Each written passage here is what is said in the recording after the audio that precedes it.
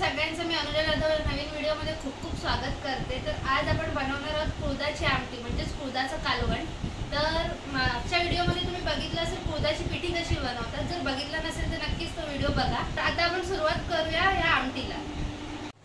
तर आता हे कुळीत घेऊया थोडे। तर हे कुळीत मागच्या वेळी मी जसं म्हणालेली फणस मावशीने पाठवलेला, तर हे कुळीत सुद्धा मावशीनेच पाठवले। तर ते कुठल्या मावशीने, ती मावशी फोन करून ओरडलेली की मावशीचं नाव नाही घेतलंस म्हणून। तर ही माझी 2 नंबर मावशी आहे, ताई मावशी, ती राजापूरला असते। तर तिने हे कुळीत पाठवले। तर ते कुळीत आता धुवून घेऊया।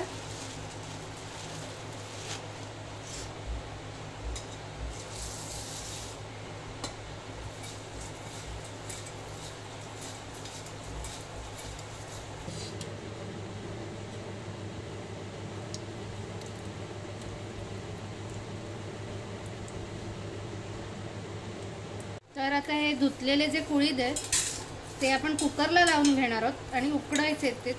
खरं तर आपण टोपात सुद्धा लावू शकतो, पण त्याला वेळ खूप लागेल, म्हणून मी पटापट होण्यासाठी कुकरला लावते आता।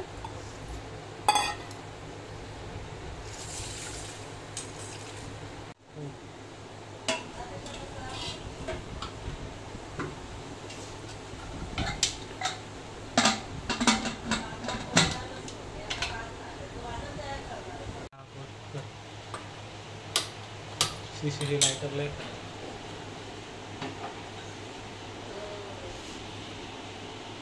तर आता 3 शिट्ट्या होईपर्यंत आपण वाट बघूया आणि त्याच्यानंतर पुढची प्रोसेस दाखवूया।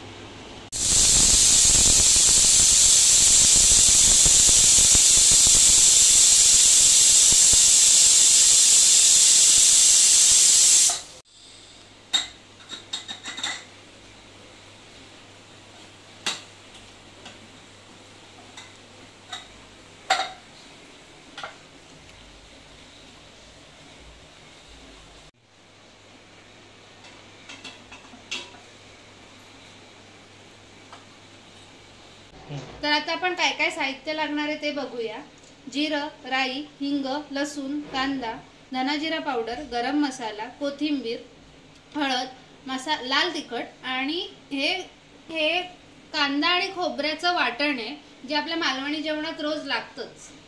आपण ह्याच्यासोबत चवीनुसार मीठ सुद्धा टाकणार आहोत। गॅसवर एक भांडं गरम करत ठेवूया। गॅस थोडा मोठा ठेवूया सुरुवातीला, म्हणजे ते भांडं लवकर गरम होईल। तर आता सुरुवातीला राई जिरं घालूया, हिंग घालून ते थोडं तडतडू देऊया। बंद कर।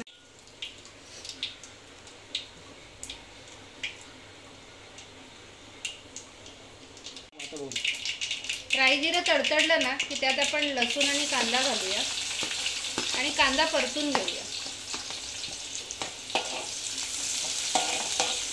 कांदा ना लालसर होईपर्यंत भाजून घ्यायचा चांगला।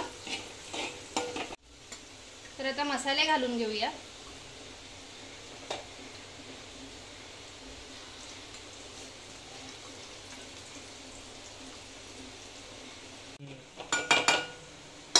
तर आता वाटण घालून घेणार आहोत आपण।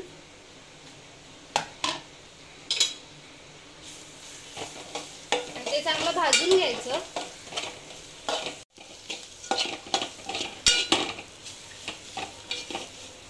तर आता हा मसाला आपला तयार झालाय। आता त्यामध्ये कुळीत घालायचे।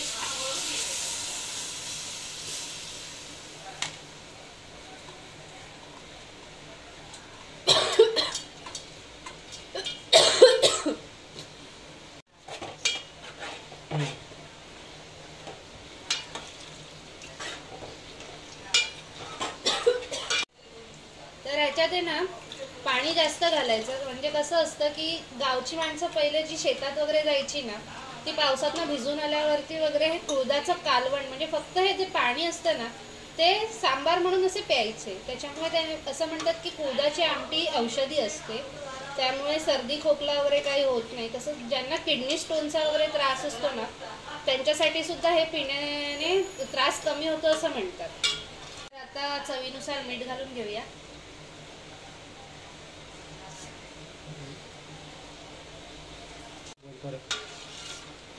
बरं. आणि थोडं ढवळून घेऊया.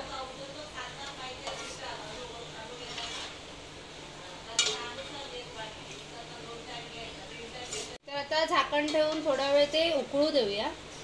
आतल्यात ते शिजलं ना की अजून छान लागेल. तर आपण बघू शकतो याला उकळी आलेली आहे. तर आता ह्याच्यात आपण कोथिंबीर घालून घेणार आहोत.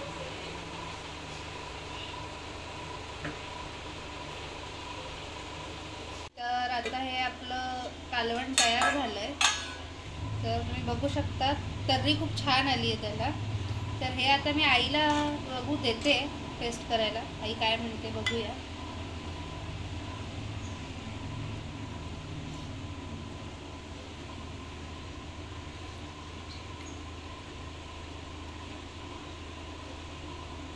तर आता हे आईला देऊया.